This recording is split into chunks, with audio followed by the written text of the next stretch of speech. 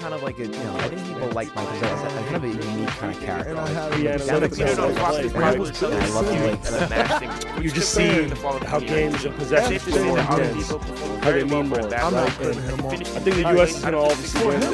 Okay, here is part 2 of our season preview mega double pod. If you have not listened to part 1, go back and listen to the previous episode. That's where we start. And then here is part 2.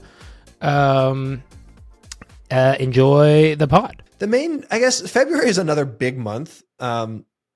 All-Star Weekend happens. The main, I mean, we get another sort of cycle of like, is All-Star Weekend broken? Let's fix, and we're getting a new format for All-Star this season. Mm-hmm. And it kind of and it's sort of like the Bernie thing where it's like, everyone kind of understands that like the All-Star game having stakes is like mutual opposition with like the playoffs and championships mattering. And it's sort of like worrying about the NBA making the All-Star game good is like missing the point, and sort of it's almost like anti-competitive in some way. Yeah. And this is another thing like ratings where it's like, I've heard this for a decade.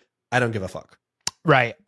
It is true. And it's also like, because we have now the indie outsider podcast, like media apparatus actually now has had a few years that we can now establish this rhythm of like, it's All-Star. Now we talk about how do we fix the All-Star game.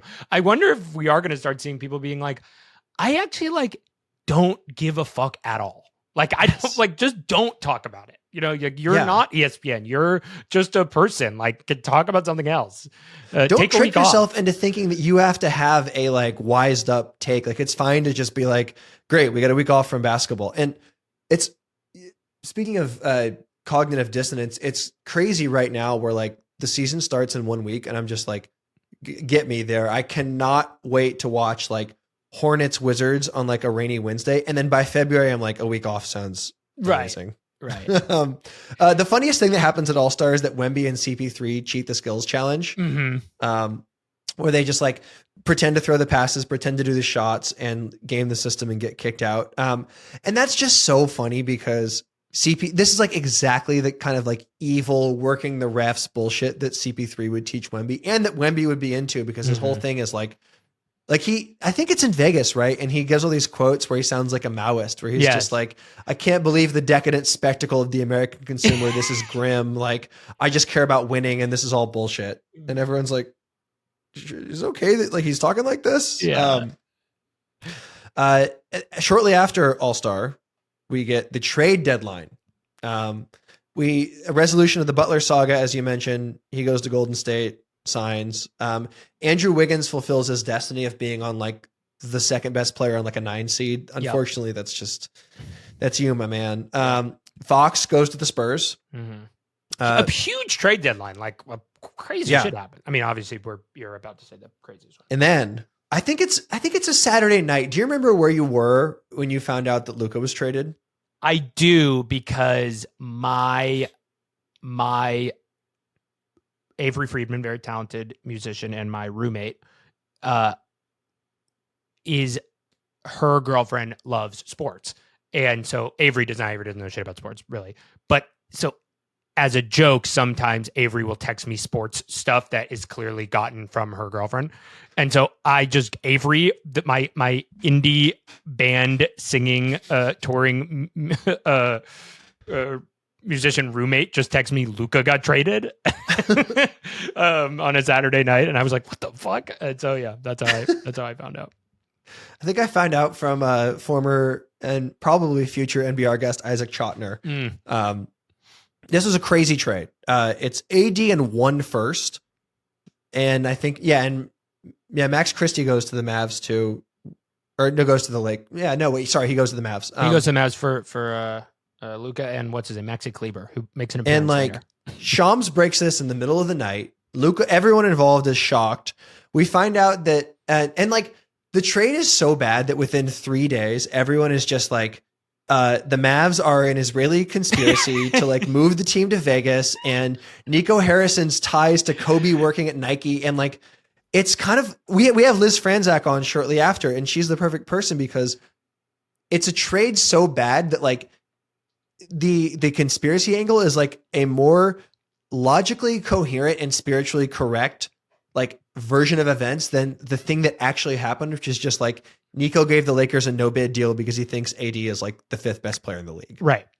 Yes. No, you're totally right that it was like, it was this, it was like the perfect trade to be happening in the like skitzed out, media environment that we are in. Like it was, Yes. we didn't need to go like first, second, third gear. It was just like, and what was funny about it is, just to pull back, like as not a Mavs fan or a Lakers fan, it was so awesome. Like I just it was so funny. Like the whole thing was awesome. I loved it. Yes. We had been getting some hand wringing about like there aren't big trades anymore, and Right. free agency is now dead. It's all extensions. And I think there was this sort of like almost like the media worrying about its own job security thing of like, is the great theater of the NBA offseason like a thing of the past? And like in that there is a sort of tacit acknowledgement that like transactions and player intrigue are like big storylines. They move a lot of papers. And that like, there's a worry that like in a more stable, less chaotic league, maybe that's like better for the players, but is like worse for journalists. So there's a real, like the phenomenon itself of the Luka trade is just interesting in so many ways that like have nothing to do with basketball. Yeah. Well, and the other interesting thing about like Twitter, which is on its way to being fully decayed at this point today, and at that point, the only thing that still works on Twitter is like a single issue monocultural debate that is relatively low stakes. And the Luka trade is just like perfect for that. Like it everything kind of gets hypercharged in that way. And so, yeah, it was one of the few fun days on X. It was great. And AD goes to the Mavs and instantly gets hurt. Doesn't even finish his first game there. And then a couple months later, Kyrie tears his knee, and it's like, this is the craziest ass season that could ever happen. And there is like the happiest ending possible at the end of all this, which we'll get to. Yes. Which again fuels the conspiracies. But like, that is the story of the league. Yes. It's like, oh my God, how did the Lakers... I mean, we talk a lot about Lakers exceptionalism, and it's like, it's fun to make fun of, and it's easy in a lot of ways, but then something like this happens and you do sort of have to consider the possibility that like they are blessed by divine providence, and that like rooting for any other outcome is sort of just spitting in the face of God. No, it's true. There's been a number of great films this year about like the shadow state, and like you can't help but think that the Christmas Avengers or Pokemon Butterfly Con or whatever, like they have offices in Staples Center. That's the main thing that happened this month. The other sort of two things I have are like, once Butler gets in, the Warriors go fucking crazy. Mm-hmm. Steph has a 22-point quarter. Things are looking good in SF. With also, the exception of the there's all these, again, like kind of not quite full double speak, but there's all these quotes about like, oh, I think me and Jonathan Kuminga can play well together. We are do exactly the same thing. That maybe actually it'll be good to have four guys on the court who can't shoot. It's like, okay, that begins to loom over the Warriors season. Yeah, so that's pretty much it. You want to take us through the end of the regular season? Yes, finally, this was a lighter month. Kyrie tears his ACL. Celtics sell for $6 billion to some private equity ghouls. JJ Redick comes up with a kind of crazy Jokic defensive scheme that ultimately... Wait, do you remember that? It was 5 guys standing under the basket. I honestly don't remember this. It was a big national TV game in March. I remember watching this in line to get tacos somewhere in Oakland, and just thinking like, they just have 3 guys on the free throw line and 2 guys under the basket, and like the Nuggets can't score. That's hilarious. No, they're basically just quadruple teaming Jokic. Right. Maybe we'll see continue. Like now the Lakers have 2, serviceable centers, so maybe they won't need to do this anymore. But the Ayton in the Lakers propaganda machine is going to be so funny. We have to monitor that situation. Yes, definitely something to keep our eyes on. The Ayton rehabilitation campaign.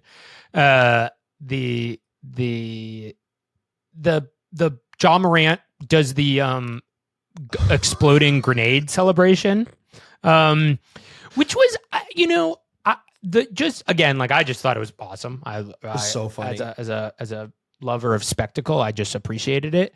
I was trying to think about, like, okay, if I am like his GM, if I'm Jaw's GM, like, do I care that he's doing that? Do I actually care? And my answer I ended on was like, no, I don't care. Like, it's not, you can be messing around with the narrative that you are like a bad boy, or whatever. And like, that's fine. I don't get, plenty of superstars before have done that. So I see very little, hand wringing needing to be done about this. Playboy Cardi's I Am Music comes out, which you correctly guessed the Pitchfork score. I correctly guessed the Pitchfork score. I continue my alt music heat check by emailing MJ Lenderman's publicist, seeing if he wants to come on NBR. Immediately, swiftly and politely says no. Understandable. Like, they hit me back like within the hour, being like, "Hey, yep, we're gonna pass." That's awesome. The LeBron James starts a strange beef with Brian Windhorse. Oh yeah, that was on Pat McAfee. On Pat McAfee, exactly. Yes. And you wrote a great piece about the kind of like ESPN cannibalization of this whole thing. And then the end of year coach firings, which were just very strange. Which have paved the way for two interesting teams this year. I mean, the Nuggets. It is interesting, like the Jenkins one, that was kind of, he seemed like DOA for a while. Malone and Calvin Booth both get fired. The Nuggets, at least right now, seem to have a very, very good team built around Jokic. So like we'll see. The only one that I wanted to like really dig in on that I did not seem interesting at all, or not interesting at all, but like was not particularly notable, but now I look back on it as very important, was this March 12th Bucks Pacers game where I didn't even really remember this. I had to reread a blog, but the Pacers won on a miraculous game winner where the sideline out of bounds, talk about slob wizard, that they drew up was a play where the four Pacers players looked like they were running backyard football style routes down the court. And then, it was like, so sick. It was so cool. And then Halliburton like breaks and hits this game winning corner three. And it was Chris Thompson for Defector wrote a very prophetic, ended his blog in a very prophetic way, which is he said, they'll need a lot more of these cosmic interventions on the path to playoff glory, but you can be sure the Pacers are doing their part. And God, was that true? Aged well. That aged well. That was March 12th. That they would go on to both do their part to maximize their potential. And the whole blog is kind of about how Rick Carlisle is a great coach, putting everybody in the position to succeed. They're building out this basketball, this sort of like basketball style perfectly calibrated to their team.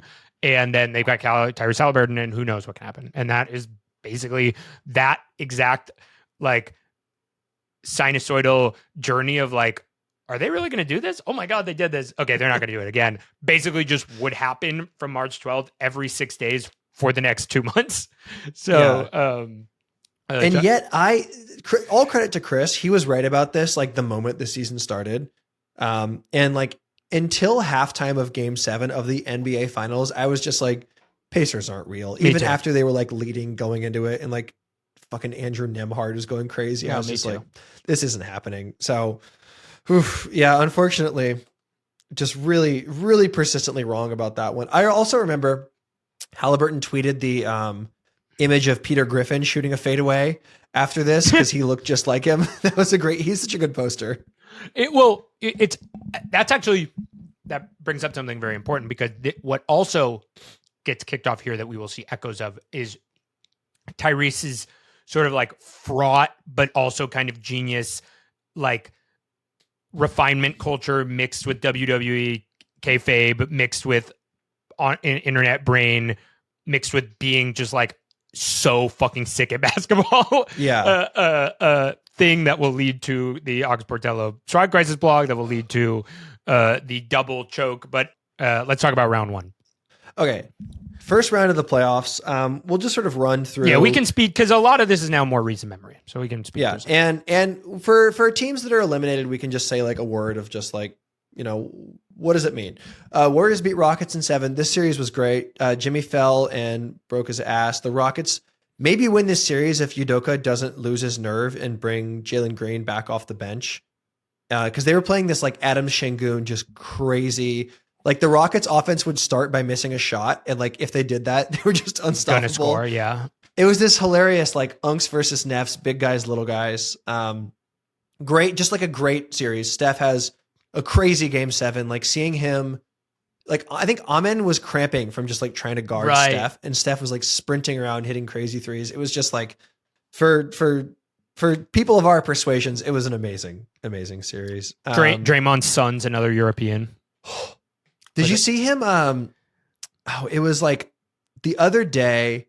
He was talking shit to someone. Fuck, I guess we can cut this. But he said something really funny. It was the Dalton Connect. Draymond was talking to Dalton Connect, and he was like, "They're trying to trade your ass. Like, shut up." Oh my god, I did not, but that's awesome.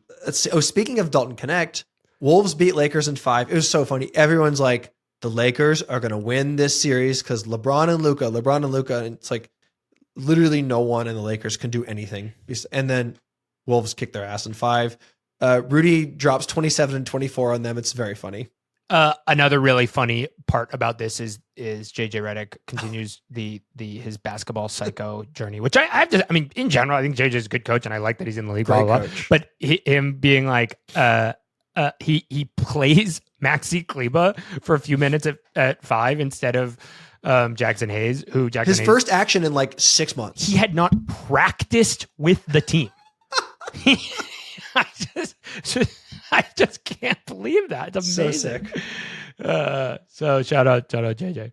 Thunder beat the Grizzlies in 4. Who cares? Yep. Not my problem. Nuggets beat the Clippers in 7. Another just like incredible series. Like Kawhi has this game 2 where he just goes Michael Jordan on everyone. Like hits every single mid-range jumper. It looks totally unstoppable. Jamal has like 43 in game 5, and it's like, he like. The Jamal thing of like, he's an all-time great playoff performer who has yet to prove it in the crucible of the regular season remains awesome. Like the funniest thing about him. Yeah. There's that Aaron Gordon buzzer beater, which like stretches the limits of like knowability vis-a-vis like recorded information, where like the ball leaves his hand like between frames of the camera. And it's this like quantum uncertainty of like, what is a buzzer beater? It's like if Moore's Law was a little farther on and we had 120 FPS frames per second cameras, like the entire playoffs might be different.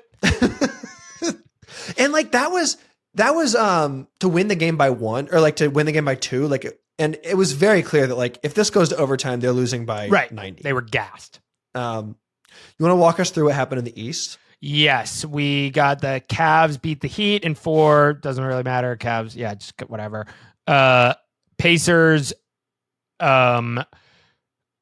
beat the Bucks in 5. Lillard tears his Achilles after coming back. This is the one that after coming back from the blood clot, tries to rush back and tears his Achilles. That sucks. That obviously creates all the drama of leading into this season about is Giannis going to leave, whatever, etc. This is where let's say the Halliburton Halaban style run begins. I think if I remember correctly, it was pretty split about who was picking which, where the Pacers were could they figure it out in the regular season? I mean, they had a good regular season, but could they really beat them? And then the Bucks crumble. It's this rematch of the Dame time stuff. Knicks Pistons was epic. So kind of just the only thing to say about this that is, and there's this certain old head alchemy of one of the things that these old possibly tubby white journalists are right about is this adage of like certain series are just coming out parties for players, and it just like I just know Cade is going to take a leap because of what he looked like in that series. And when you really break it down, you're like, that doesn't make any sense. Like, why? You just played 3.5 good games and they lost the series. Like, why does that mean? Or not 3.5, like 6.5 good games and they lost the series. Like, why does that matter? But it just totally does matter. And you can just see he's ready for it, you know? Yes, you see he's ready for it. Probably is like there is a certain like it just maybe shows how much the game is a mental game. Like he is going to have a higher level of confidence to know that he can do it at the highest level. Celtics beat the Magic. Magic can't score anything. They attempt to address that. The Magic also just had terrible injury luck last year. They were so good and then just got all fucked up and just totally died. Yeah. And it's interesting. A lot of people, like obviously they got Desmond Bane in the offseason, and as we'll get into in the next few rounds, everyone else who's good is all fucked up and hurt. Mm-hmm. And so there's like a lot of expectations. And Paolo is one of the stars who, I don't want to call this like a make or break season for them, but like this is the first time they will play with like real expectations. And like, if he regresses and the Magic are bad, it's kind of an indictment on him as like a number one player. Yes. And like exactly. And like the windows, because of the windows are pretty short these days. Like I think whatever. I think the Magic can be really good. Totally. All right. Second round. My thought on the second round was, my top line thought was just huge win for Adam Silver. I mean, not just Adam Silver, just like for basketball. It was just epic. Like everything about the second round was so tight.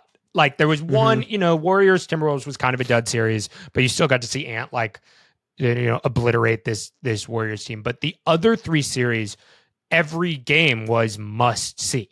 It was three of the most exciting high leverage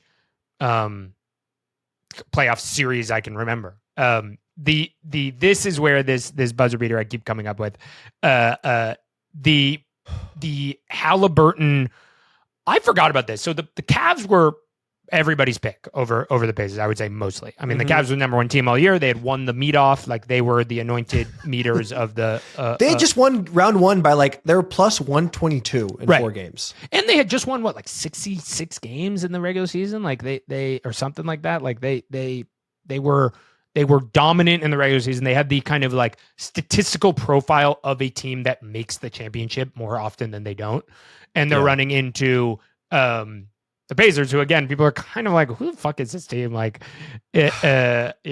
myself included, you included. And this is the first time where like what we now see as a pattern, what looked like as just kind of like a chance thing of the cumulative pressure and shot making and skitzed out offense, like creates a like fracking of the space-time continuum that leads the Cleveland Cavaliers to turn the ball over like 4 times when they're up 5 with the with a minute left in game 1, leading to a Halliburton missed free throw, gets his rebound back, dribbles out, drills a step back over, like sprinting backwards. Yes, drills a step back and over Ty Jerome, and then doing the big balls celebration, getting it on camera, then time running out because the shot doesn't happen,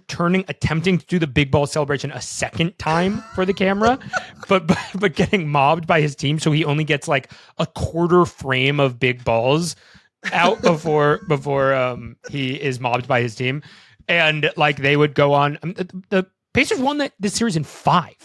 Yeah. And they kicked ass. Yeah. And like, I think the important thing, well, first of all, basically the succession of crazy things happening, then spiraling into like all these, what seem to be irrational comebacks, is basically like scientific proof of the power of positive thinking, where it's like, if you just keep sprinting everywhere and trying crazy stuff, eventually like you'll just kind of spook the other team into like forgetting how to play basketball. And like the important thing with definitely in this series, also in the Knicks series, is like Halliburton was not having good games before several of these miracle shots. Like he would be like 2 for 12, and he was doing the thing where it's like, where is Tyrese Halliburton? Can he really be the 1A guy? And then like crunch time hits, and he just like cannot miss. Yeah, it's true. It's what is cool about him, and what we are going to miss this year is like he has this, point guard, floor general thing that you associate with like a Steve Nash or a Chris Paul or whatever. But like he has that mixed with like watching a TikTok on 2x speed. Like he's like, I'm going to do the entire thing so fucking fast. Yes. That is really fun. Like it's sad that he's going to miss this year, because he was just such a unique, like, he was helming a unique. It's so funny. I was actually thinking about this the other day, like around, because I was trying to come up with a joke around calling up certain, trying to come up with what NBA team is like agentic, or like has you can just do things energy. And I couldn't come up with one, but it then got me thinking about the Mike D'Antoni era and the 6 seconds or less idea. And this is almost like how we like look back at like, Crossfire as like a quaint example of old political discourse, and now it's like we're just like in like we have groypers. We're now on like 1 second or less basically. we were at 6 seconds, or it was like, wow, yeah, Raja Bell got a shot up with like 11 seconds left of the shot clock. It's like now we have Andrew Nemhart shooting like or like Obi Toppin doing like a reverse dunk with 1 second gone on the shot clock. It's true. Yeah, that was a great series. And I mean, actually, opposite of 1 second or less, Knicks Celtics is like, this is real hoops. This is like, we're going to get in the mud and we're going to fight in the mud. Yes. Game 2 is 91-90. Amazing. Timothée Chalamet is cutting like insane promos. He's wearing the biggest jeans you've ever seen. Like he's going crazy. The Knicks, like this series will get, I hope it doesn't get written off as like Knicks only won because Tatum tore his Achilles in game 4.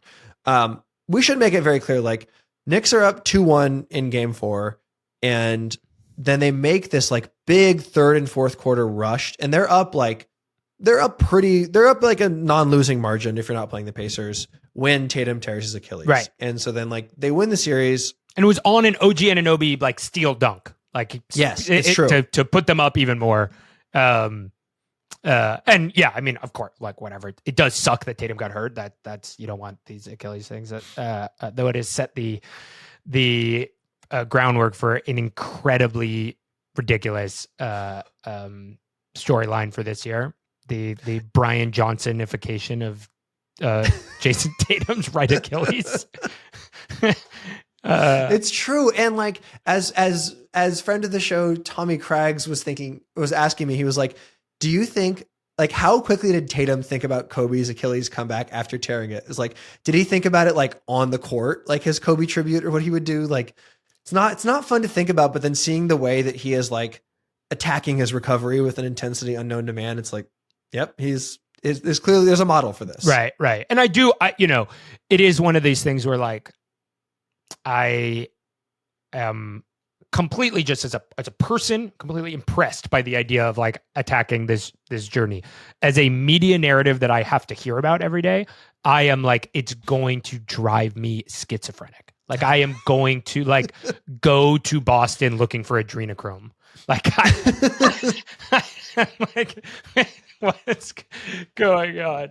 It's also so funny too, because so many Celtics fans want this to be the gap year. They're like Tatum, like, please don't do this.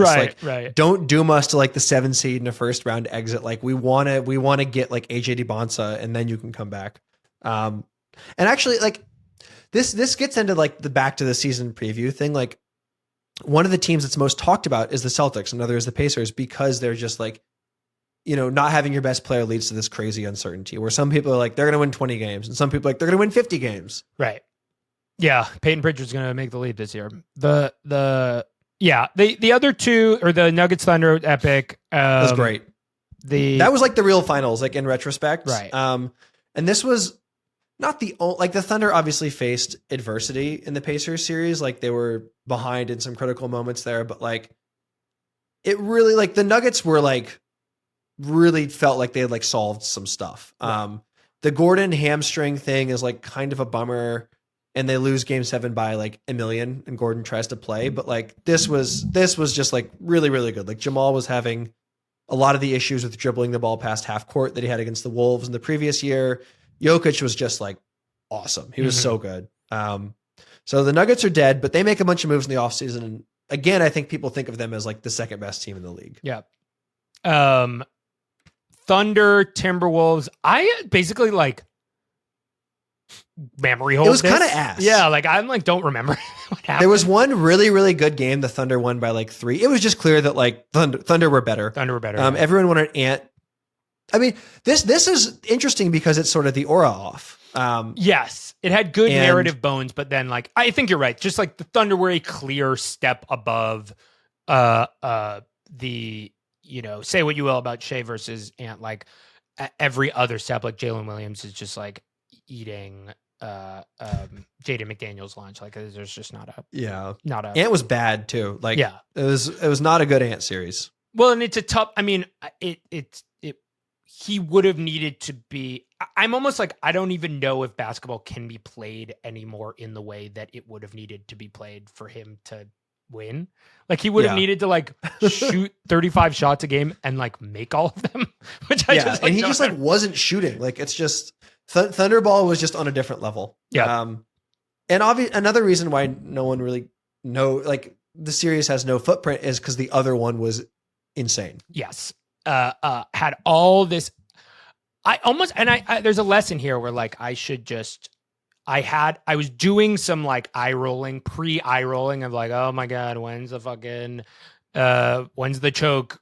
When is he going to do the Reggie Miller choke in the Garden? Like, great. He's doing like everything's fucking like the copy of a copy. They're getting rid of the Cracker Barrel logo, whatever. Like, I'm like doing that where I should have just like enjoyed the series for the spectacle it was.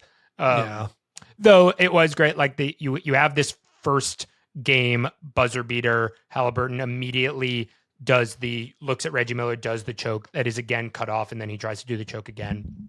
Our lawyer Ox Portello is watching this in his bungalow in New Orleans and immediately sprints to his 2003 MacBook Air and starts like vigorously typing the blog that will eventually be the towards a unified theory of uncool that would like use at a viral and exceptional blog. So and then of course the series itself was just epic. Like it was great. Yeah. And this is the final series broadcast by TNT, and it's amazing that Reggie Miller got to do Pacers beating the Knicks as like the end of TNT's time in the NBA for now. It was great. I didn't even think about that. That's so true. Yeah. Like Inside the NBA goes dark, and then that's also setting the stage. This is sort of jumping ahead to the finals, but like the ESPN broadcast in the finals was so bad. Mm-hmm. It was Richard Jefferson in the 3-man booth with Doris Burke and Mike Breen, and like they just didn't have the chemistry. Jefferson was like trying to get these quips off and all the wrong moments. The studio show was just like Stephen A. and Perk screaming at each other while like Bob Myers kind of was just like, well, you know, when I was the GM of a championship winning team, and then Malika would have to be like, well, back to commercial. I know it's hard. Yeah, not great. It is. It's funny because it's like as they just don't have. Maybe this could be its own episode, but it's like Malika is so professional and Stephen A is so insane.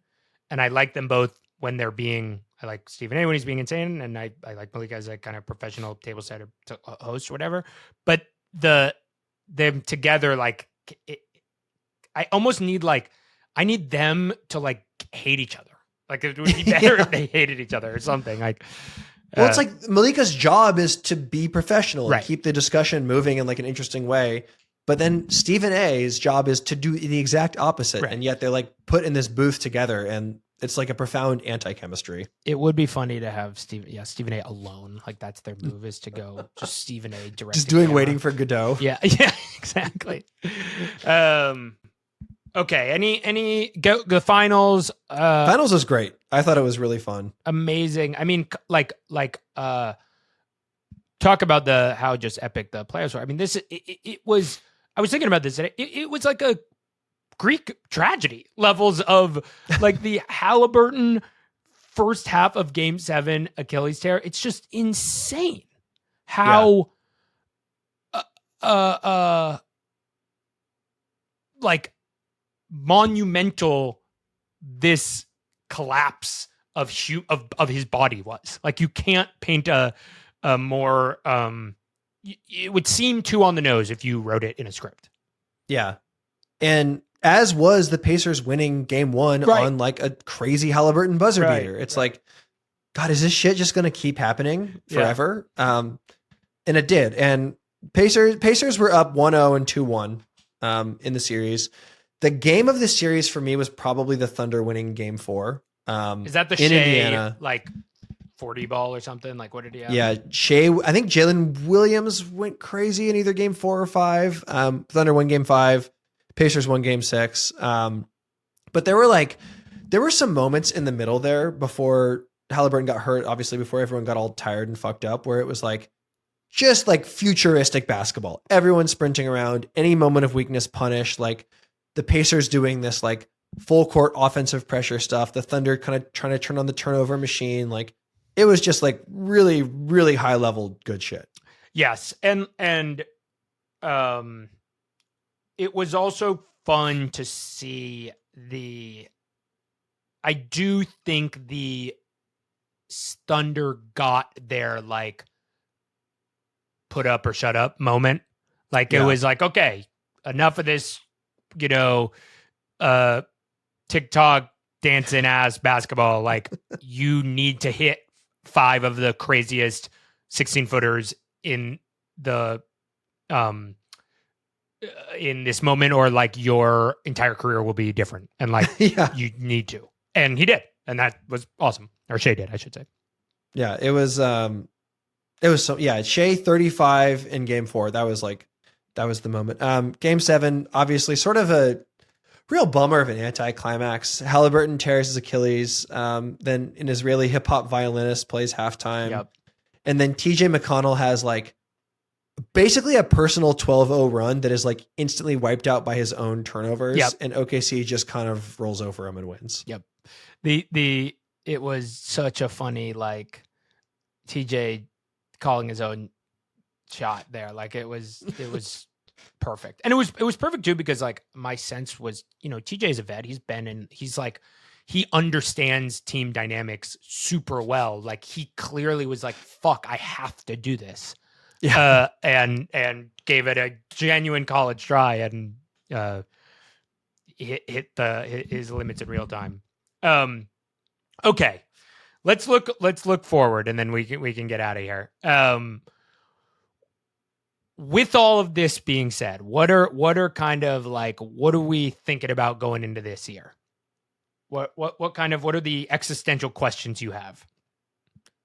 I think the larger order sort of question I have is like getting back to the UNC discourse we kind of started to have, and like, do these sort of like more veteran teams, like, will there be sort of a bounce back year? Like, will the Sixers be more normal? Like, can the Warriors deliver on the like insane hype they have once again? Like, are the Nuggets going to have another championship level run in them? And then like, how do the Rockets triangulate? I guess these are literally all Western Conference teams I'm naming. Well, what is going on these? Yeah, because of those 2 Achilles injuries we just talked about, it's kind of just like, which team is going to overachieve its way into third place? And which basically, if you get third in the East, your coach will win Coach of the Year this year. Yeah, exactly. That's what's going to happen. Yeah, I think I've been on talking like a funny thing. A lot of these like simulations are coming out and putting like the Warriors really high, And I like the idea of that there's like unk blindness going on. Like the models are unk blind, the LLMs are unk blind. Like the LLMs are hallucinating that Steph Curry is 29. So I agree.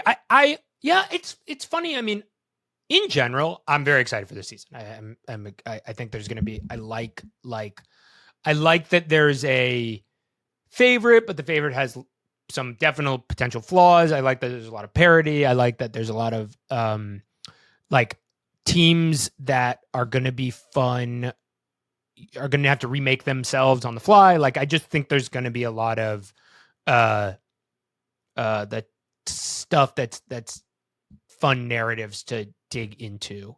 And like we said with Paolo, like a lot of very big players have like a lot at stake this season. Yeah.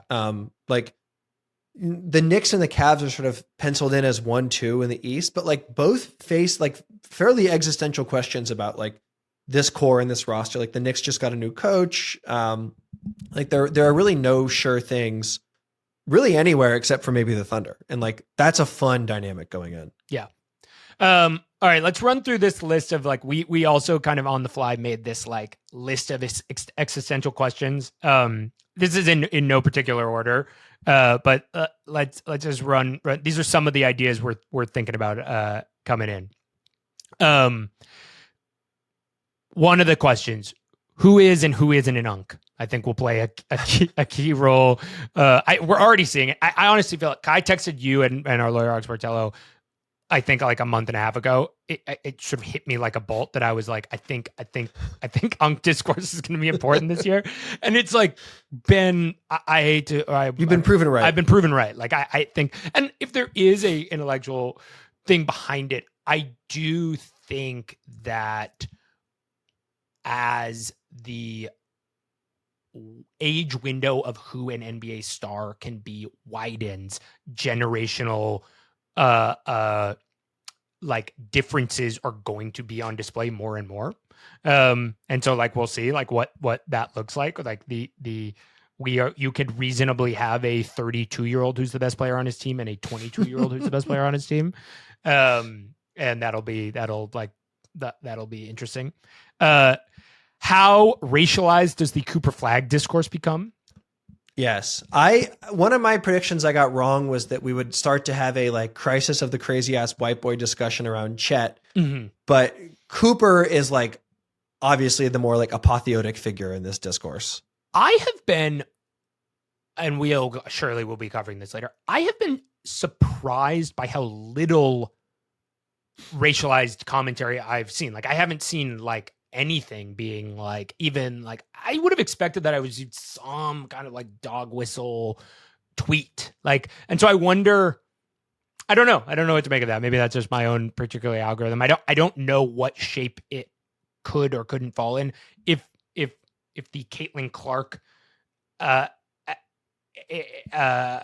has told us anything, it's that it's gonna be there somewhere. Yeah. But I haven't seen it at least. And this is happening in like 2025 when like racism is having a moment. Like yes. That shit is popping right now. And it's like it's post Caitlin Clark. Yeah. I feel like there maybe just isn't the necessary energy to summon it. Yeah. The everything is gambling. We talked about this. Who's going to be the next NBA player to go down for gambling? Yep. If I am going to make a declaration, my theory is it is going to be a college basketball player.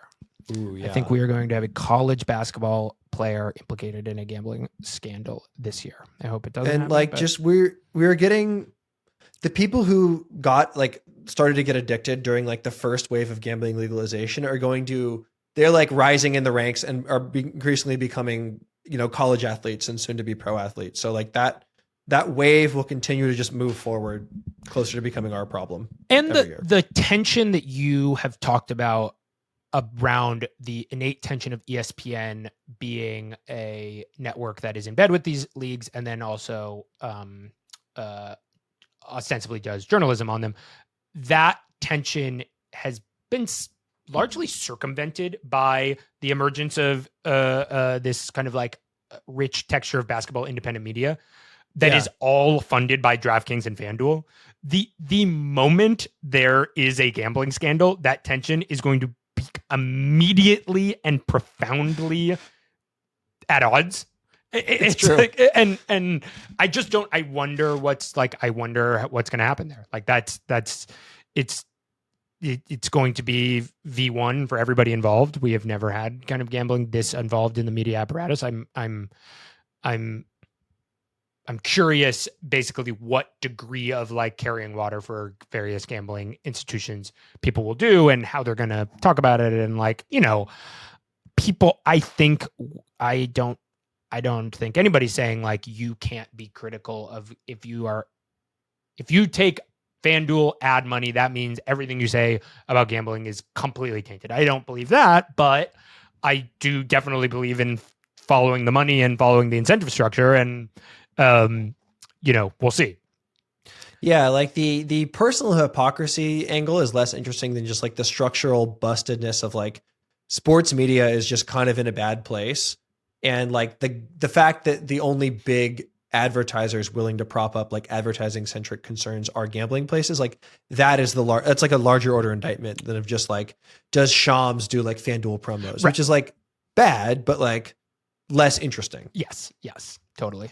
Another one that we were talking about that is just a sort of a thought is the notion of like, will any NBA players talk about Gaza this year? It hasn't happened yet in any kind of real way. It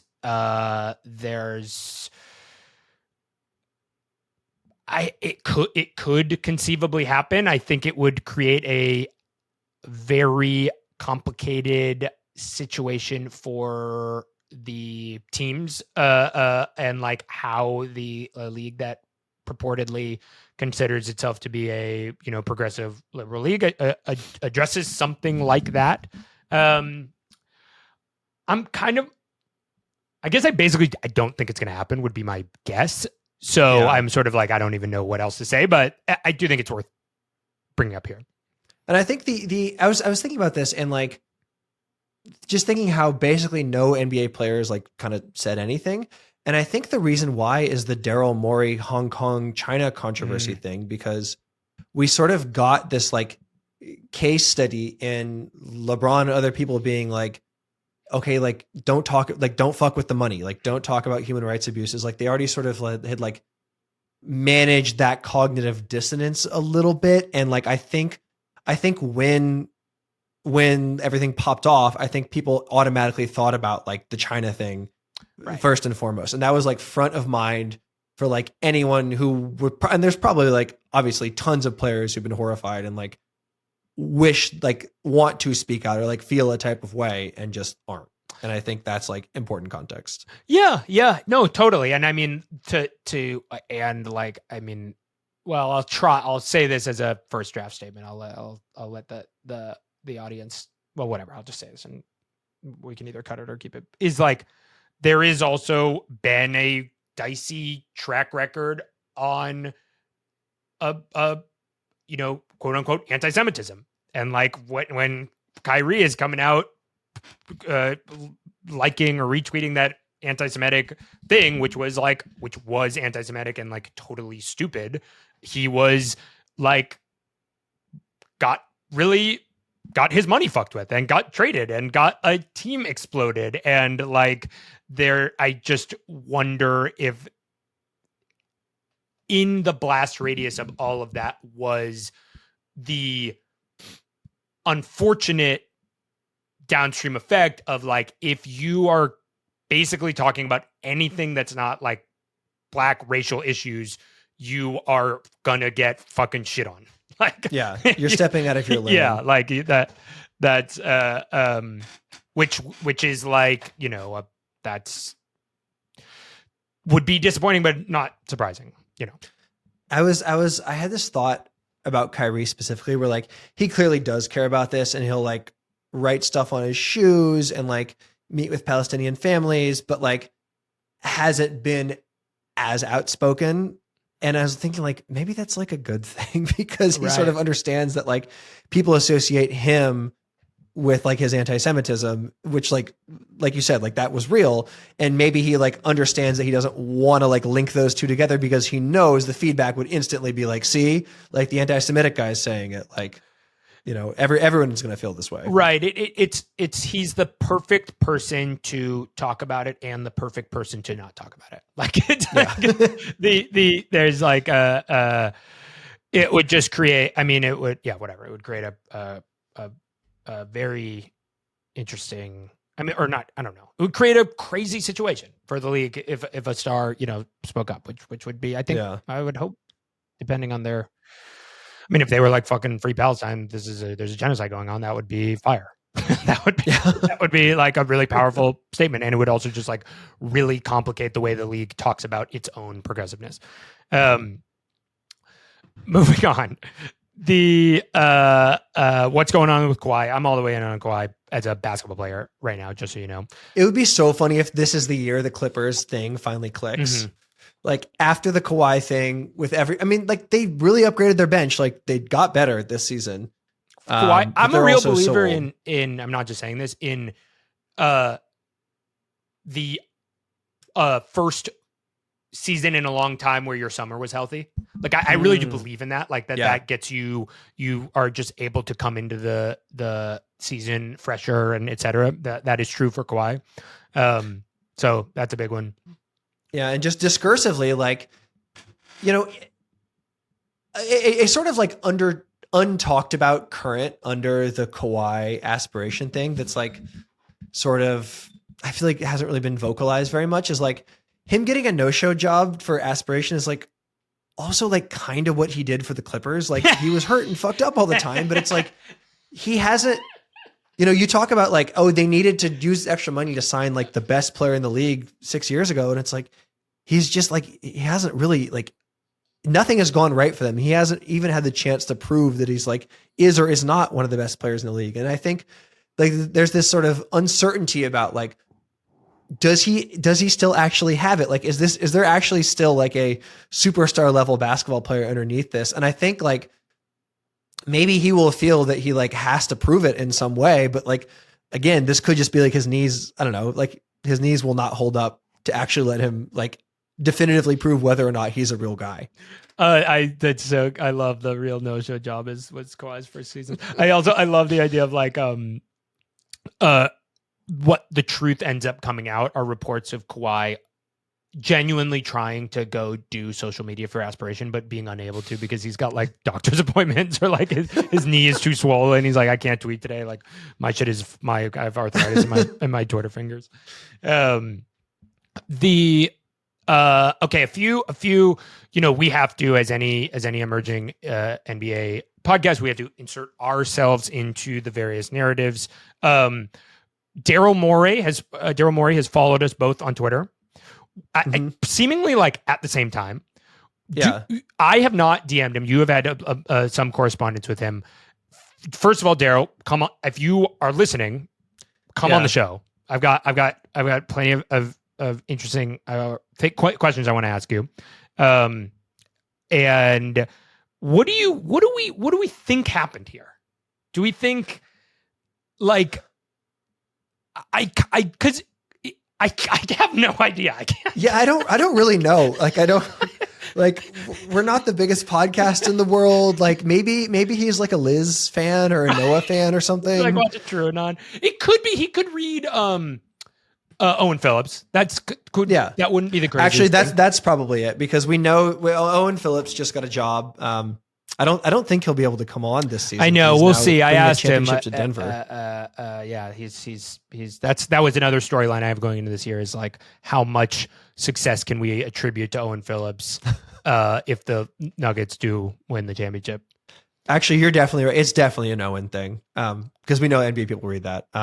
Yeah. So thanks. That's does Ox Sportello go on the Ezra Klein show? Mm-hmm. I know there's a deal in place already for them to go on because Ock has an embargoed piece that he let me ghost edit, which is called "For Abundance Swagged Out Basketball Players That Are Going to Do Gray Environmentalism in the Next season." That one will pop just as much as the oil one for sure. Exactly.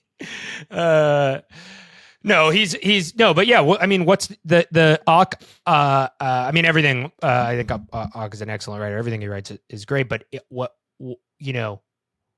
much like Halliburton, had he not torn his ACL or his Achilles, like, what's Ock going to do this year? He's got to come up with something even crazier. Yeah, he's got to say, Eddington is a movie about the Oklahoma City Thunder. I don't know, whatever. I don't know. Yeah, I mean, if you're starting at like diagnosing the sort of metacultural decline of basketball, it's like it's hard to raise the stakes off that. But I believe you can do it. Yeah, I'm not. My blogging hands are retired / never got started in the first place. But if he wants to write about the kind of like the unction, the emerging unction, I'm happy to give that take on loan for him to kind of like blow up. You wrote here, what in arena entertainment rolls out the most fuck ass AI gimmick, which I think is such a good question because that shit's gonna happen. Because didn't the Mavs do like a weird busted AI thing around Luka last year? I forgot about this, but they did unveil this is why you need a website like Defector, is there was like an immediate Tom Lay blog post with a screenshot and a downloaded video of the Anthony Davis like pointing a gun at his own head by accident in some kind of like weird AI generated like animatronic video that was shared and then immediately deleted. So shout out to the Mavs. I guess they're in pole position right now. I think Heat seem likely to do something stupid like this. There's a great Charlotte Hornets already had a great PR blunder, which I told you about, which I can't believe honestly that maybe I haven't seen anybody else really report on this. I saw it. Sorry, that's not true. I saw some beat reporters report on it, which is how I saw it. But I can't believe more people aren't talking about this, which is the Charlotte Hornets had gambling night scheduled on their like they had a themed night, like whatever, like gambling night, which is already hilarious. So good. And it was gambling night the day that Terry Rozier was in town playing for the Heat. You just so you cannot make up having gambling night the night that Terry Rozier, the one NBA player with gambling allegations, is coming. And so they canceled it. So I guess I have to say it's them, because they're already like, there's clearly not enough checks and balances. Though, like that's a real, like, I don't even really blame anybody. Like, that's just like cosmic bad luck, I think. Is this season finally that the kind of constellation of us and Ball and throw Ock in there and whoever else like makes up the dirtbag left of basketball, the sort of like dirtbag left out of bounds slob. Fuck, I was trying to come up with a dirt bag left side out of bounds. I see where you're going with this. Like maybe there will be sort of a greater sort of coherent understanding of like sort of post ESPN Darko 2, free Darko 2. Yeah. Free Darko like 3. We're finally third time around. We got this. That's a good media question. I wonder like sort of how the NBC and Amazon broadcast look and how that changes the kind of tenor of like the national media level. Like just Shams is unrivaled now, and he's going into his second league being the only scoopster of yore. I want to see, I mean, obviously I'm watching like what sentences does he do? In what ways does he fuck up scoops? Like those are eternal questions. Yep. I did have does the Free Press do a profile on the Brooklyn Nets? Is in here now? Yes. A resounding yes. Not 4 years ago, Jaylen Brown tweeted this image of again, whatever. When they were playing, They're do you gonna be remember such that an when they evil do basketball team. what? Oh yeah, no, I remember that. Yeah, they're going to be. I mean, How many times will Utah Jazz change their jerseys before we forget entirely who they are or what they look like? I mean, we probably will not dedicate too much time to the teams that are like obviously trying to lose. But like, I just want to plant a flag. Like I'm a big Ace Bailey guy. Yes. Ace Bailey in Utah also is like kind of incredible. He looked awesome in preseason. Mhm. Like he's not dribbling. He's just doing real hooper shit. Like it's kind of working. I'm excited to see what he does over there. Based Ailey, dude. That's good. The last one, I think this is a really good one. It's about expansion. Like when do the owners decide that it's like time to get the money? Because expansion's been talked about. Clearly the Vegas thing has been telegraphed. And like we just saw the Lakers and Celtics sell for a combined $16 billion. And it seems like after the TV deal, there's this like big market reset. So like you would maybe think now is the time. And so this has been talked about a lot, and it'll definitely be an interesting situation to monitor. Yeah, and I also wonder, like, to the episode we had with Ben Schneider talking about the urbanism of it all, like, I do also wonder if, like, if some of these new, like, stadium complexes prove out to have a couple more years of, like, yeah, these are effective money-making machines, like, that will just, like, only further be like, fuck, we gotta buy now. Well, I think that that answers all of that. Was a long recap, but like a lot of stuff happened. So I feel good about this. Me too. If you are just tapping in now after the at the start of the NBA season, first of all, we did a bunch of great episodes about the W.